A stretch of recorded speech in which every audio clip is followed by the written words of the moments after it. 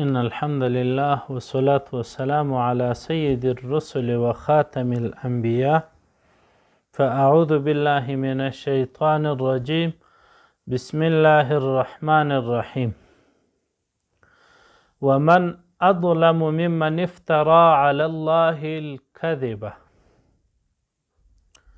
وقال رسول الله صلى الله عليه وسلم من كذب علي متعمدا فليتبوأ مقعده من النار رواه الترمذي.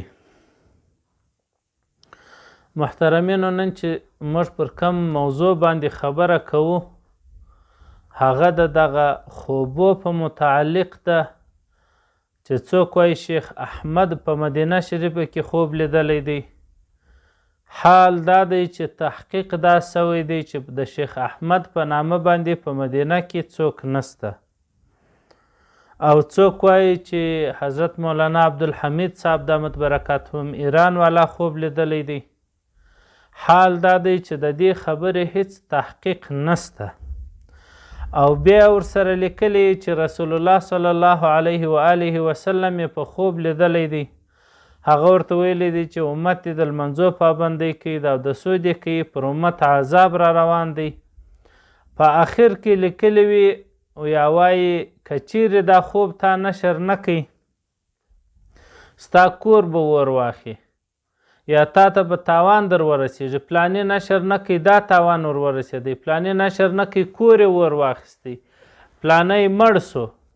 محترمینو، دا کم آیاتونه احادیث چې زه تاسو ته وایم په دې کې موږ الله د دې څه منع کړي یو چې موږ پر خدای باندې درواغ ووایو یا د الله جل جلاله پر رسول باندې.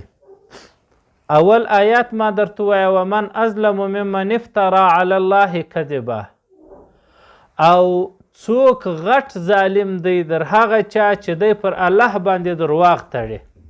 یعنی در ټولو غټ ظلم دا دی. اولا خو موږ دا ظلم ونه کو، اوس د دا خبرې و د الله سره د ظلم څه مناسبت دی؟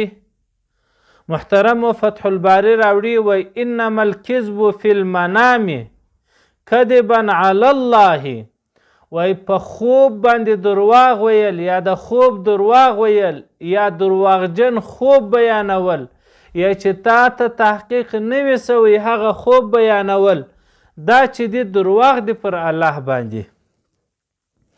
مخکې وایي ولی ویلی حدیث الرؤیا جزء من النبوه، ولی دغه د حدیث د وجې چې حدیث کې راځي چې دا خوب د نبوت یو حصه ده. فتح الباری جلد نمبر 12 صفحه نمبر 428 کې دا خبره راغلی ده. نو محترمو، دغه ویل چې پلانی خوب لیدلی دی او بیا تا ته تحقیق نه وي، دا هم موږ ته حدیث را واضح کړی ده.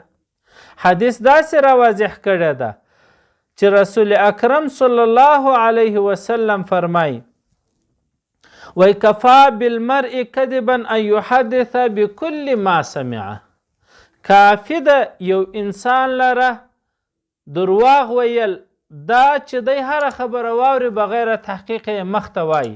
د مسلم شریف روایت دی. نو محترمو، دا خو د هغه خبره ده چې موږ یې واورو تحقیق یې نه کوو مخته نشر کوو، او بیا د دې بیرې که چیرې موږ نشر نه کړو زموږ به کور ور واخلي. محترمو، عجبه بې منطقه خبره ده.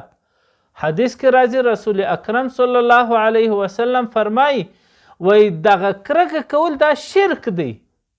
موږ په د خپل دین باید ځان خبر کړو، د داسې شیانو څخه ځان وساتو. او بل دا اکثره درواغ دی. اوس دا څنګه ایجاد سو؟ دا د شیخ احمد خوب زه ډېر کوچنی وم چې دغه وخته څه ایجاد سو. نو بعضې علماو دا لیکلي دي ول په هغه وخت کې دغه د چاپ مشینان تازه راوته، بله کم نه کامیابېدل، خلکو چاپ ته شی نه وروړي، بس دغه د یو درواغو خط یې ولیکئ، هر یو به 100 1.5 200 300 دا چاپوي، د دوی کاروبار پر جوړ. نو اوس هغه ولاړه کیسه زړه سول، اوس هم دغه رقم دا شی روان دی. نو محترمو، د دې څخه باید موږ تاسو ځان وساتو او باید مستند شان شعر کو، مستند شان و چاته واستو چې هغه یا د قرآن یا د حدیث او د صحیح العقیده مسلمانانو او د مؤمنانو او د علماو د طرفه سي. نو دغه پیغام د تاسو ته لرم چې دا شان مه شعر کوئ، په دې کې ثواب نسته، ګناه سته. او بل دا دی، دا د یهودو یو سازش دی چې موږ د خپل دین باندې بدګمانه کوي، حالانکې زموږ دین مکمله دی. په قرآن کې هر څه راته لیکلی دی چې تاسو لمونځ کوئ، تاسو روژې نیسئ، تاسو درواغ مه وایاست، تاسو چاته دوکه مه ورکوئ. تاسو کې در ټولو ښه هغه دی چې د خپل بچانو کوروالا سره ښه کوي، نو او تاسو پرده کوئ. نو دا ټولې موږ ته واضح سوي دي، د خوبو ضرورت نسته. او هغه خوبونه چې یو نامعلومه څوک وي او بیا پر هغه دا لیکلي که دې دا نشر نه کوي، دا تاوان به در ورسېږي.